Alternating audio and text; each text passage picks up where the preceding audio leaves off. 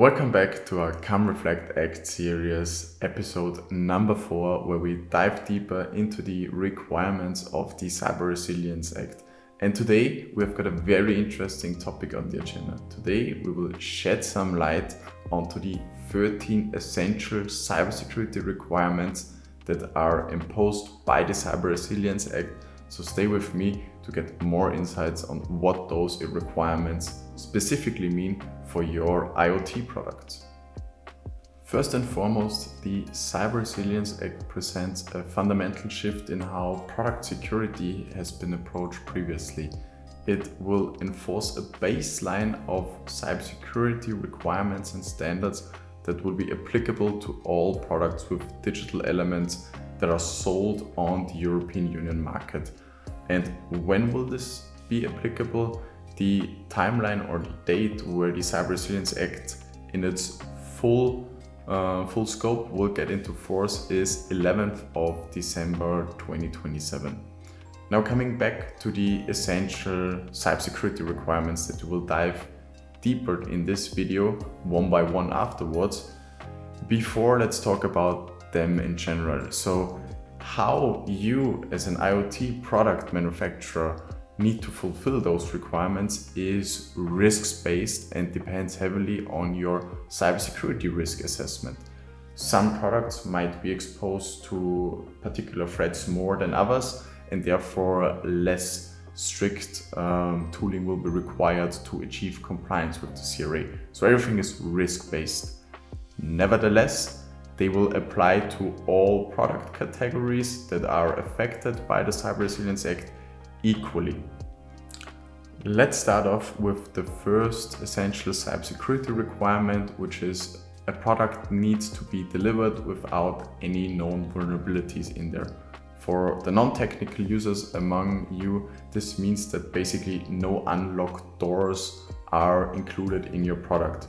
To give you an example, if, for example, a car manufacturer is aware that the brake system of a car is faulty and defect, they are not allowed to deliver that car with that braking system that doesn't work. They need to fix it before placing it on the market. The second requirement is that products with digital elements need to have a secure by default configuration. So that means that out of the box, when an IoT product is delivered, it needs to be secure. It's not allowed that it has some weaknesses, for example, a weak password to access or set up the product, like admin. Another example for you non-technical users would be that if you buy a car, all the safety features are already enabled. You don't need to manually turn on the airbag or the seat belt. These are all settings that are by default enabled, and just the same essence applies to IoT products as well. The third requirement is that you as a manufacturer need to deliver security updates for your IoT products and also need to give your users the option to opt out from certain security updates, depending on what you have agreed with your customers. And this basically can be compared to smartphone updates. If there is any security flaw that has been discovered in your operating system on your smartphone will automatically be updated, and you don't have to do anything as a user except for restarting it once in a while when this has happened. And into this direction also the requirement C of the CRA goes, so that users don't have to actively care about security, but you as a manufacturer will provide those updates for them, and then they can install them ideally automatically, but also with the option to opt out when it's agreed on with your customer. The fourth requirement is to protect against any unauthorized access. And to give an example, a practical example that this can be compared to, think about boarding a plane. There are several checks that you go through as a passenger before even getting to the gate. You have to show your passport, you have to show your boarding pass several times, and similar to that, this requirement will enforce systems to protect access to your IoT products.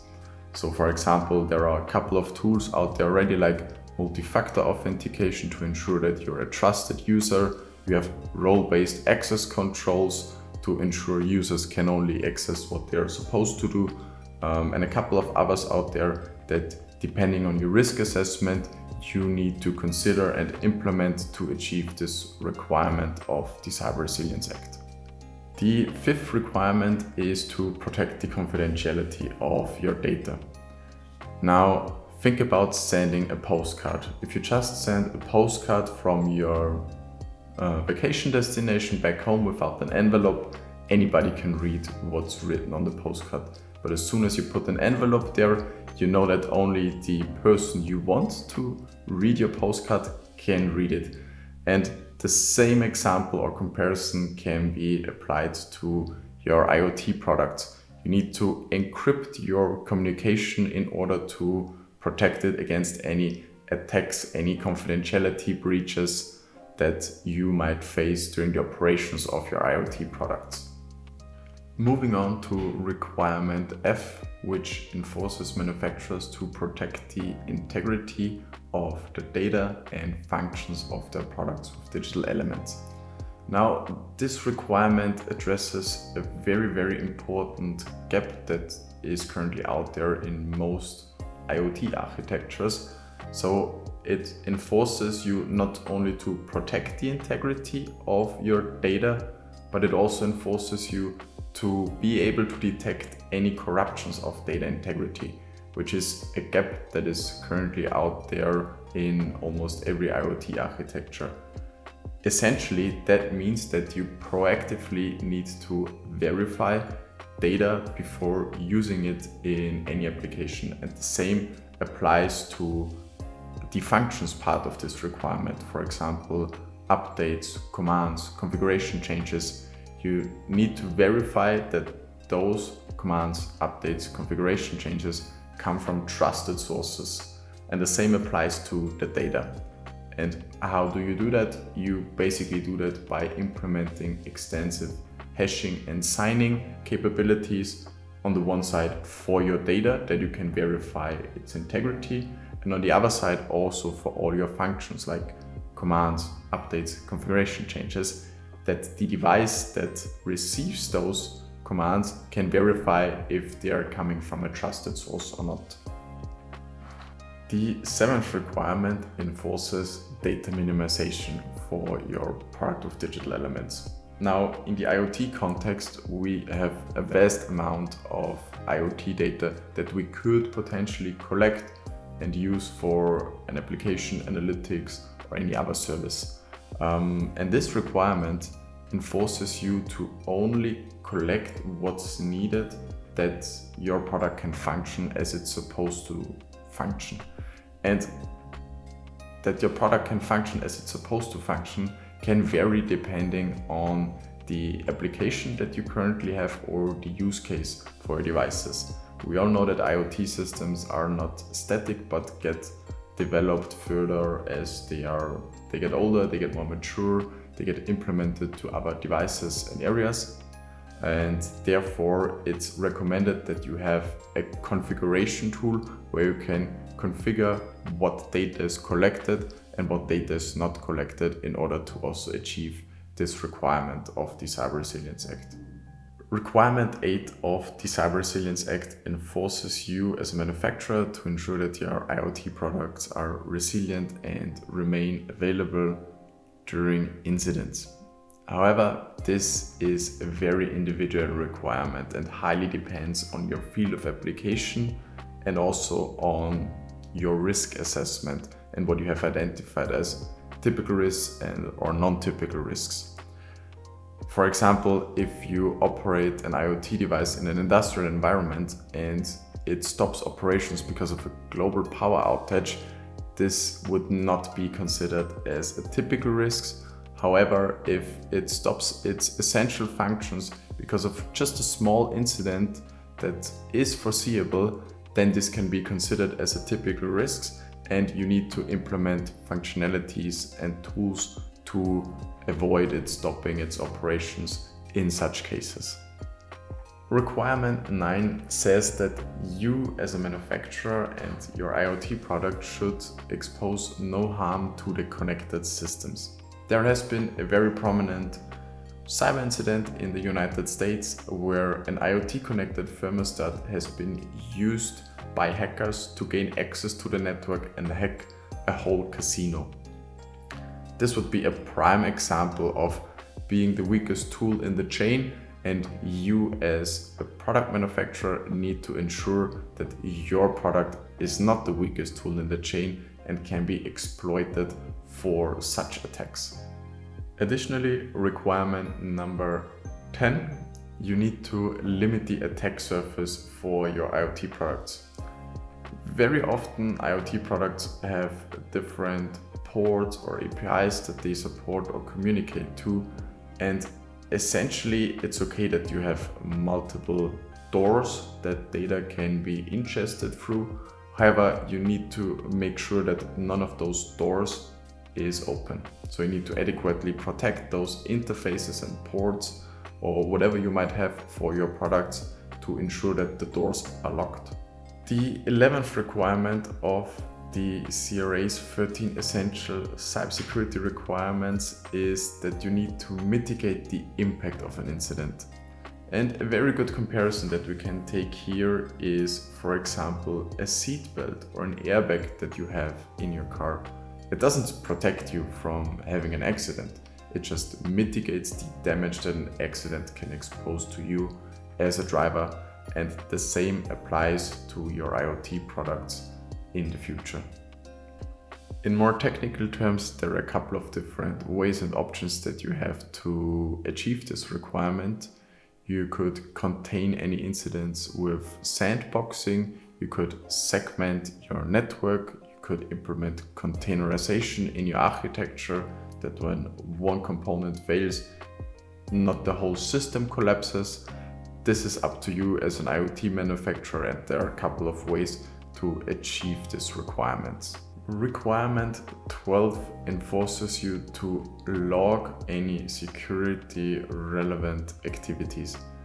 In practical terms, that means that you need to log any access attempts, any configurations, any updates that have been deployed to your IoT products, in order to then also kind of decide, are those malicious access attempts, were those updates trustworthy, and in general it will help you once you face an incident, also in the incident investigation, when you have a detailed logbook, okay, of what has happened to my product, who has accessed or who has tried to access it, what was the latest update that has been developed, etc.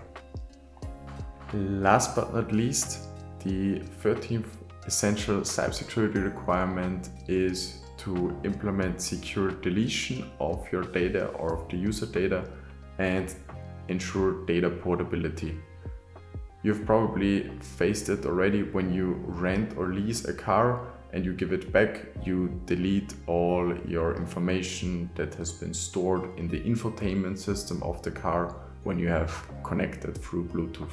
Well, the same applies now to products with digital elements and IoT products, that you need to give your users the possibility to basically reset a device to default and delete any data that you have created with that product. And furthermore, also ensure that the data the user has created with that product is portable, so it can be transferred to any other medium. If you've watched this video until now, you see that those 13 cybersecurity requirements are really reshaping the market. And on top of that, by December 2027, they all get into force and apply. So if you're not compliant, you're not allowed to sell your products on the EU market, which is a severe consequence for any IoT manufacturer that has Europe as a target market. And if you do so, if you sell your products without being compliant, you face penalties of up to 15 million euros or 2.5% of the global turnover of your whole company. Therefore, cybersecurity is not optional anymore, and we're here to support you with our technical consulting expertise. We're here to support you with our IoT middleware, which helps you to tick a majority of those requirements out of the box. And we're here to support you with content such as the Come Reflect X series, our blog post, our newsletter, and our podcast, where you always find the latest insights about the Cyber Resilience Act that helps you to achieve compliance just in time or even beforehand, so that you don't risk in losing market access.